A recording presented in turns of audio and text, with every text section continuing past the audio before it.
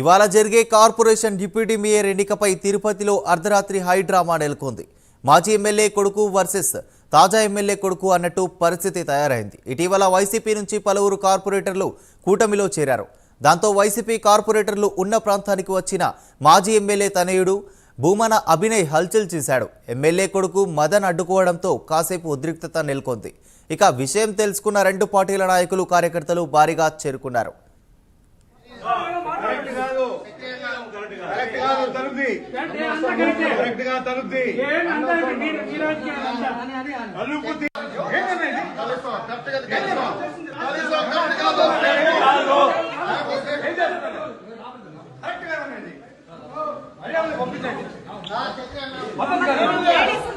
Ladies ఉన్నారు, పిల్లలు ఉన్నారు, లేడీస్ పిల్లలు ఉన్నారు.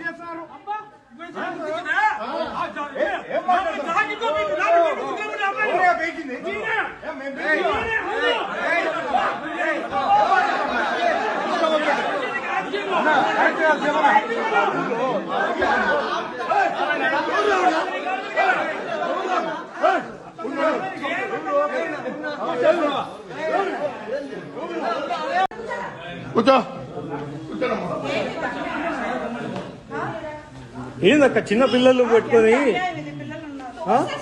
తోసేస్తున్నారు. చిన్న పిల్లలు లేడీస్ ఉన్నారని చూడకుండా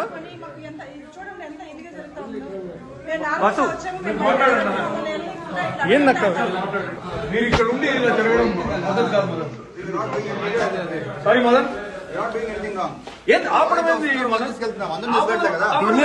ఎవరిని బెదరా ఆపడం ఏంటి మదన్? What is this? అక్కడ ఎమ్మెల్యే కుమారుడుగా ఉండి ఇక్కడ మాజీ ఎమ్మెల్యే కుమారుడుగా ఉండి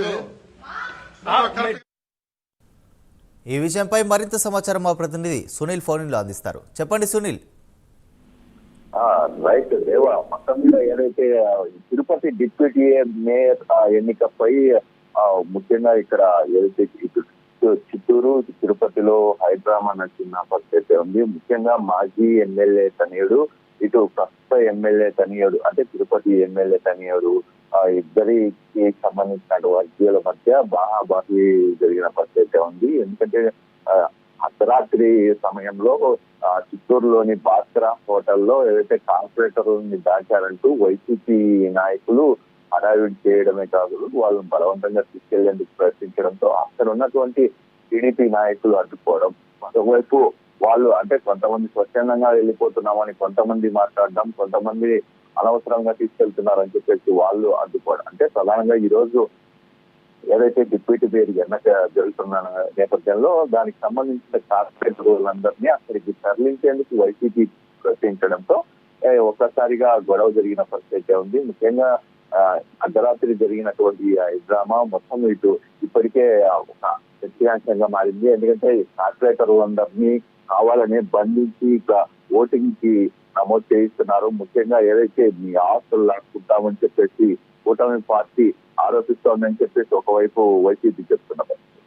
అంటే వైసీపీ మొదటి నుంచి గ్రూప్ రాజకీయాలు మొదలుపెట్టింది. ఎందుకంటే కొంతమంది నాయకుల్ని పూర్తి స్థాయిలో దాచిపెట్టడం కావచ్చు, మరోవైపు కొంతమందికి పార్టీ చూపించి వైసీపీ ఒక రకంగా చేస్తుంటే, మరోవైపు ఇక్కడ కూటమి నాయకులు వారికి సంబంధించినటువంటి ఆస్తులు కొలగొడతామని చెప్పేసి వాళ్ళు బెదిరిస్తున్నారని చెప్పేసి ఇటు వైసీపీ నాయకులు తెలుస్తున్న పరిస్థితి ఉంది. ఏదేమైనప్పటికీ ఈ రోజు జరుగుతున్నటువంటి డిప్యూటీ మేయర్ ఎన్నికకి సంబంధించి ఇప్పటికే టీడీపీ ఎన్డీఏ కూటమికి సంబంధించిన నాయకులు ఒకటే చెప్తున్నారు, ఇప్పటికే మా వైపు పూర్తిస్థాయి కార్పొరేటర్లు వచ్చేసారు, మాకు 27 పైన, అంటే 27కు మినిమం 27 ఉండవలసి ఉంటుంది. ఎందుకంటే ఒక డిప్యూటీ మేయర్ ఎన్నిక అవ్వాలంటే ఖచ్చితంగా 27 మెజారిటీ దాటింది, ఎటువంటి ఇబ్బందులు లేదని చెప్పేసి చెప్తున్న నేపథ్యంలో ఇది మరోసారి ఇది ఒక చర్చనీయాంశంగా మారింది.